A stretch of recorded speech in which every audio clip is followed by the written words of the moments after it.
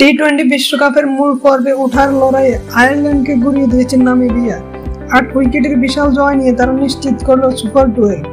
জয়ের পর মাঠে আনন্দে কান্না করে দেন নামিবিয়ার খেলোয়াড়রা। মূল পর্বে ওঠার লড়াইয়ে তারা যে আইসিসির পূর্ণাঙ্গ সদস্য দেশকে হারিয়েছে। প্রথমে টস জিতে ভালো শুরুই করে আয়ারল্যান্ড। উদ্বোধনী জুটিতেই আসে ৬২ রান। ওপেনার পল স্টিল ২৪ বলে করেন ৩৮ রান।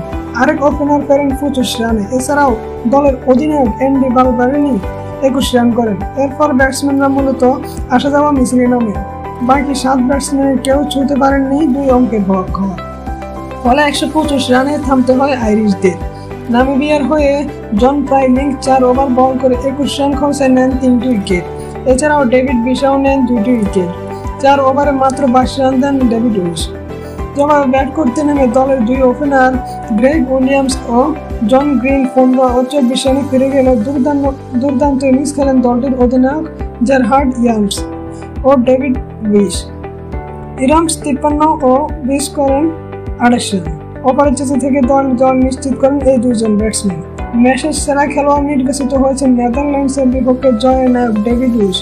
ব্যাট হাতে অপরাজিত ২৮ রান করার পাশাপাশি বল হাতে ৪ ওভারে মাত্র ২২ রান খরচায় ২টি উইকেট নেন তিনি।